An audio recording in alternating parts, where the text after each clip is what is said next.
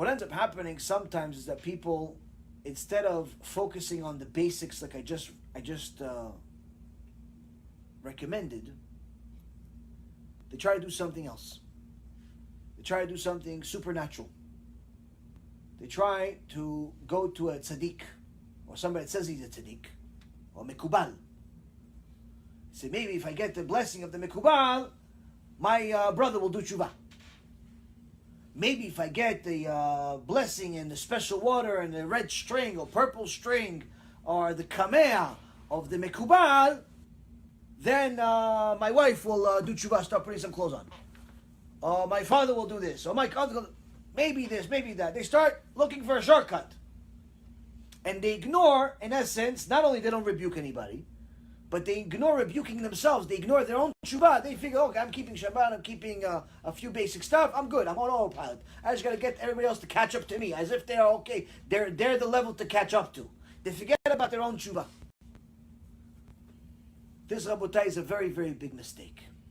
Because relying on all of these mystical things to save your problems is another problem of itself. And many of these people that people go to are not only not mekubalim, but even if they are able to do something, usually they're using the kochot hatuma. They're using impure powers. And they create more problems than anything else. Now, how do I know this? We go to those same Rishonim. Same Rishonim that I just told you that they are walking like people with perfect vision, while the Achronim, the sages of recent generations, are walking like blind people. Us, we're like, I don't know what we are. We're like worms with no eyes. Blind is not even a description. We go to these Achronim, what they say. We go to Rivash. Rivash lived in Barcelona 600 years ago. Rabbi Yitzchak Bar Sheshet. He had several Rabbanim. One of his, he was one of the Gedolei Ador. After his rabbis, which were the Gedolei Ador, passed, one of them was Rav Peretz HaKohen. And the Rivash answered a lot of things in regards to halacha. And one time somebody asked him a question. Kvod Harav, what do we do in regards to all of these special prayers that people do, that they add to their siddur? These things called kavanot. Well, it's this, if you look at specific names and letters, or you see an extra prayer above and beyond the norm. The extra stuff, small print, that a special siddur, that has special kavanot from the Arizal, and so on and so forth. Should we do all of those prayers or no? So in Siman Aleph, Amud Kuf Nun, he says, what do we do in regards to all of these special spirot and so on?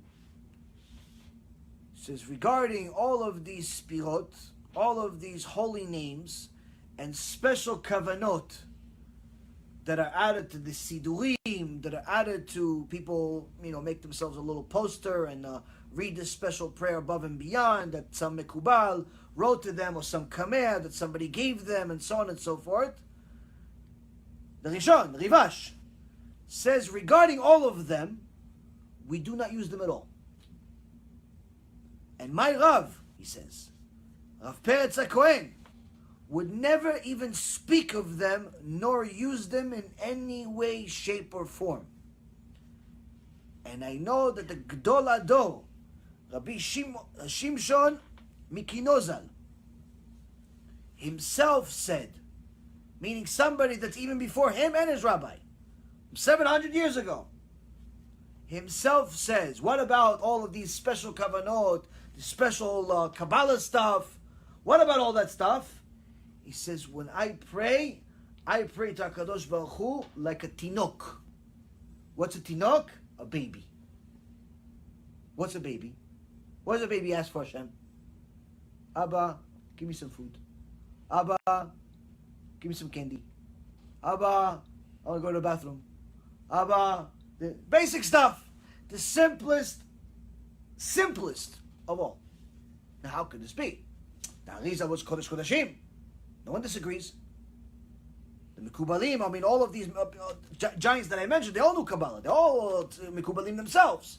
So how come they're saying they're not using this? What does it mean? In fact, they're saying now they're using it, they pray like a baby. So what's the idea? One of the ways that these fake Chabadniks fool people into believing that they're tzaddikim and they know better than everybody else. And it's not just fake Chabadniks, it's also other fakers. I mentioned Chabad because it's unfortunately, again, like I said, more common and more, just more of them teaching this type of stuff, is by teaching people mystical Judaism. Telling you, you have to look at the Shoresh HaNeshama. You have to go into the source of your Neshama and find this and look at this and the Sfirot and the Kavanot, and they give you all types of letters that make a name of some angel, and they tell you for $550 you can get this and you put it on your wall, it's going to solve your problems, and then when you get more problems, it's, oh, that's because you only have the first part. In the second part, it's $4,500.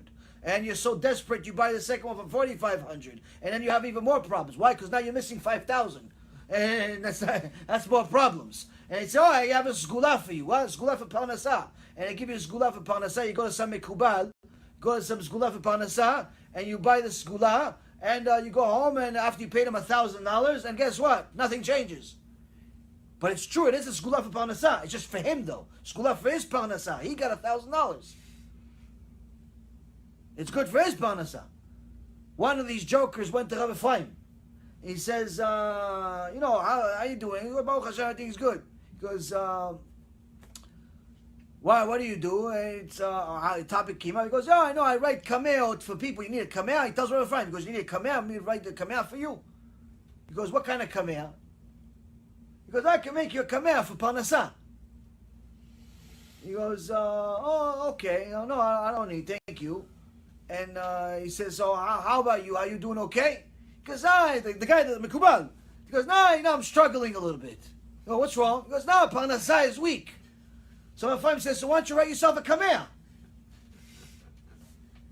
Write yourself a kameh, it's good for Parnasah, no? What do I mean to write kameh for Parnasah? It's good for their Parnasah. You giving them $1,000, it's going to help their Parnasah. It's not going to help you. And unfortunately, a lot of these fakers, they teach the masses things that have truth in them, but are simply not relevant to the speaker or the spoken. It's not relevant to the one speaking, it's not listening to the one that's listening to it. But since it's so out of the ordinary, and you start mentioning angels and special things and spirits and names, it fools the people into a state of mental numbness. They're just going to take whatever this guy says to them. They're never going to question anything that he does that's unusual. He's raising $500,000 for the shul, but the shul itself, the whole building, costs $300,000. What do you need $500,000 for? He didn't tell you. That's because the extra few hundred is for his own kitchen. You don't understand what's going on here. How come? How come this? How come that? How come nobody in the Kehillah keeps Shabbat? How come nobody in the Kehillah does anything? You don't know anything. How come this rabbi speaks so strongly against you? How come? How come? If everything is good, how come there's so much problems? So, it's because people, Rabotai, are being taught things that are not relevant to them. Most of the time it's complete nonsense and falsehood. But it sounds good. Because they'll mention a tzaddik's name, they'll attach it to their stuff, they'll mention some things that are unusual and mystical, they'll attach it to this. They'll do all types of mishmash to make it sound like they're all knowing. And let you completely ignore the basics. And many times these reshaim that mislead the public do it in the name of Chassidut. They don't teach you the truth about Chassidut, but they'll teach you things in the name of Chassidut. So, Chassidut was started by the Baal Shem Tov. Even though Chassidut is already mentioned in the Gemara, over 1,000 years before the Baal Shem Tov was even born, Chassidut is a movement, which from it, Chabad and Bobov and Vishnitz and Breslev and other Chassiduts all broke off into. And everyone says, it starts with the Baal Shem Tov. So the Baal Shem Tov, Alav Shalom, was Kodesh Kodeshim. Mamash had Ruach HaKodesh. He performed miracles that Chachamim say anyone that believes all of the stories in the name of the Baal Shem Tov, of all the mystical things that he did, literally is a fool. But anyone that doesn't believe him is a kofir.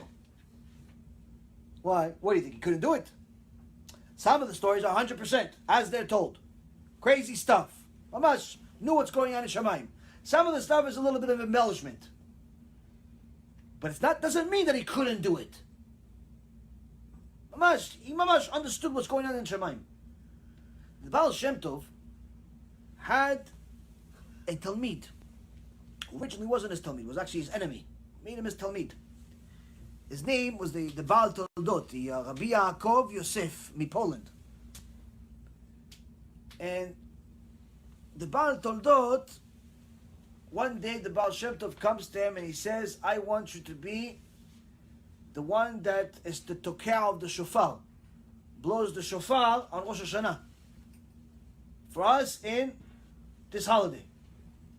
To go blow the shofar, it's not like today everybody goes on the internet, goes on Amazon or something, or some Judaica store, they order a shofar, 2 months later, there's a shofar. What shofar? They learn on the internet how to blow a shofar. No, to blow a shofar, first of all, you should pick somebody that's tzaddik to blow a shofar. The rest of it is irrelevant. If you have a tzaddik, the rest of it you'll have. But anyway, the Baal Shem Tov says, I want you to be the one that blows the shofar for us.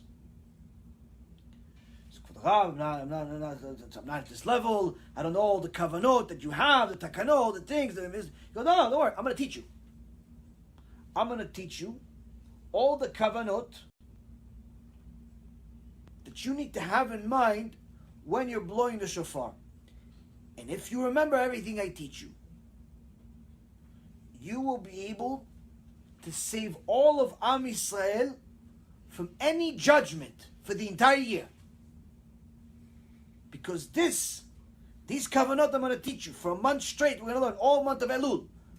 We're going to learn every day, the whole month of Elul I'm going to teach you. You're going to know all the kavanot. And when you blow the shofar, this shofar, with these kavanot, these special names you'll have in your head, it's going to open all the gates where none of the prosecutors against anyone in Am Yisrael will be able to have a case. Such a schut, such a merit, such an honor, but same time such a responsibility. They start learning. He's teaching them all these things. Just so you know, kavanot, you'll find them in all of your sidurim. You'll have a little bit of it. Some of it's, the sidurim of the Mekubalim are very different than the traditional sidur.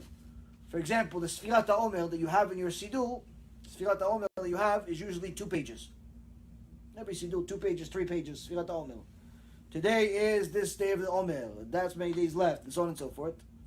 The Mekubalim, their Sfirat HaOmer is a sidur itself, 500 pages. Just for Sfirat HaOmer. We're not talking about Amidah, Shachrit, no, we're talking about just Sfirat HaOmer. That's those 2-3 pages with all the special names of angels and this and that. It's almost 500 pages. When you pray on Yom Kippur, you're going to pray in the morning for several hours. The Mekubalim, the real Mekubalim, every day is like that. The whole year.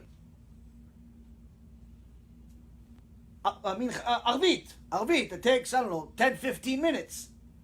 Could take them 3 hours. But that's real Mekubalim. They have these kavanot, they have all these names, and so on and so forth. So the Baal Shem Tov told his Talmid, I'm going to teach you all the kavanot you need to have in your mind when you're blowing the shofar. To remember all of them. And I'm learning. He says, I can't remember all of this. I can't remember. It's too much. So, I'll write it on a piece of paper. In shorthand, so because it's so much, you can't write it all. It's going to be a whole book. In shorthand to memorize everything. Okay? Rosh Hashanah comes. You're praying. The time comes for blowing the shofar. The Baal Toldot, his mind goes blank. He forgets all of the kavanot. Everything he learned for the last month, he forgets everything. So, Baruch Hashem, I have the paper. So he looks into his machzor. Paper. The paper has vanished from the world. Nothing. Now, this is the Beit Knesset of the Baal Shem Tov. It's not your regular Chabad or Breslov center. This is the Beit Knesset of the Baal Shem Tov. All of his Keilah, Kodesh Kodashim. Everything is relying on him. Am Yisrael is relying on him right now. There's nothing that he can do. It's time to blow the shofar. He forgets everything. There's no hope in sight. And he takes it so hard, he starts hysterical crying while he's blowing the shofar. And you see water coming out of his eyes. Water, mamash, like a fountain. But he doesn't know the kavanot. He's just blowing like a regular, average guy. But he's crying, misken, the poor guy. He's like, I just let Am Yisrael down. I let the Baal Shem Tov down. I let the Keilah down. What did I do? Maybe in Shamayim, that's what they're telling me. What are you doing dealing with the things of heaven, you little nothing? Well, that's what they're telling me. Who says that we're going to allow you to have the kavanot? Who says that we want you to say these names? Who says that you have the permission to say these names? Who do you think you are? Why? Because you came to this Beit Knesset? What? Wait, I'm all this. Oh, wow, the guy, poor guy, takes it so hard. He's hysterical, crying, blowing the shofar. After he finishes blowing the shofar, prayer is finished. Comes to the Baal Shem Tov. He sees the Baal Shem Tov smiling like this. He's crying, miskin. He's got tears everywhere. Looks like he just had a tragedy. In his life, he did. He says, Kvod Arab, you probably know, but I forgot everything. I didn't think of any of the kavanot. He sees the Baal Shem Tov laughing. He goes, no, Kvod Arab, even the piece of paper that I wrote everything, I lost it. And he sees the Baal Shem Tov giggling. He goes, no, Kvod Arab, I not only forgot, I didn't have the paper. When I blew the shofar, I didn't have any kavanot at all, nothing. And he sees the Baal Shem Tov giggle. He goes, what are you making fun of me? He says, no, my son. He says, listen, I prayed a special prayer for you to lose that piece of paper. What? You prayed for me to lose the paper? Yeah. But you're the one that taught me everything for the last month. He goes, exactly. So why? He says, I already knew you're not going to remember everything in 30 days. All those kavanot take a long time to remember. You can't remember everything in 30 days. So I knew you're not going to remember everything. But then when you came up with the idea of writing the piece of paper, I said, HaKadosh Baruch Hu, please, HaKadosh Baruch Hu, take this piece of paper. Why? Because I can't steal it from you. That's gezel. So I prayed to HaKadosh Baruch Hu, please take away this paper somehow. And Baruch Hashem, my prayer got accepted. He says, yes, but Kvod Arav, why? Why did you teach me this just so I could fail? He says, because the kavanot, they are keys. Each kavanah is a key to a different gate in heaven. It's a key. But a broken heart full of tears, one that tried to do the will of HaKadosh Baruch Hu, but failed, but is crying about failing HaKadosh Baruch Hu, failing Am Yisrael. That breaks the whole door down. What you did, your crying, did a whole lot more than any kavanah in the world can do. So you see that even though the Baal Shem Tov knew all of the kavanot, knew all of the Kabbalah you can possibly imagine, and the Mekubalim know all of that stuff, they're never going to tell you replace broken heart with a kavanah, with the mystical stuff, with the stuff that's above and beyond nature. No, that's an extra additive. If you're an expert in everything else, then you add a little sauce on it. Then you add a little bit of flavor into it. But there's nothing ever better than the prayer of the Tinok. What's the Tinok do? My little baby Yosef, you know what he does in the morning? As soon as he wakes up, if he wants something, if he's hungry, if he has something in his pants he doesn't like, guess what he does? Wah, wah. Why? Because what babies do. They cry. They cry to HaKadosh Baruch Hu. And as soon as you give him his bottle, as soon as you change his diaper, guess what he does? He smiles. As happy as can be. That, Rabotai, is what we're supposed to do. That's what we're supposed to do. Simple, simple stuff. Not the stuff, the elaborate that gets us into trouble, believing in false teachers, believing in false teachings. All of this nonsense that people are falling mamash victims to, but in reality they're also criminals themselves because they allow themselves to fall into this stuff. They're looking for a shortcut because they don't want to do the hard work. They don't want to keep Shabbat and change their behavior and be honest in their business and do all the things they're responsible. So they're looking for some shortcut. Can I just buy Judaism? Can I just buy Olam Haba? Can I just buy Gan Eden with the money that God gave me? God gave me money. Can I buy Gan Eden too? If he's God, didn't he also give you the money also? Never thought about that? No, the Rabbi never told me that. Yes, because the Rabbi never told you anything, because you never read his books even. So a lot of people say things in the name of the Rabbi. The Rabbi was a tzaddik. Don't believe anything that people say unless you read it for yourself. Read it for yourself. He has, Baruch Hashem, many, many books. It's all published on the internet. Most of it is free. If something that's being said by some tzaddik contradicts the reality that we learn, the basics that we learn, double check it. And I promise you, almost 100% of the time you'll see that they never said it. Almost 100% of the time you'll see that they never said it, and even when they said it, they didn't say it exactly like there was some person saying it. There's nothing that's ever going to change from the Torah.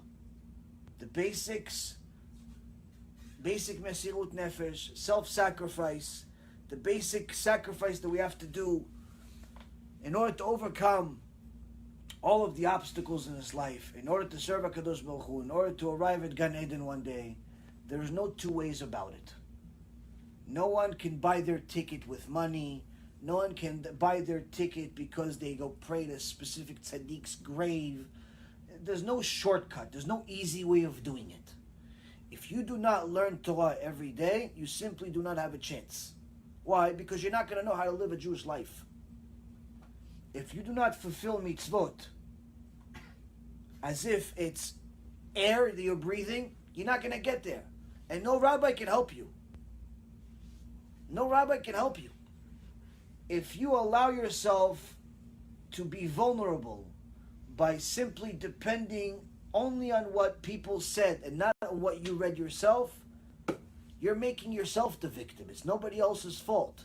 They're not going to tell you in heaven, oh, what, the rabbi over there, he misled you?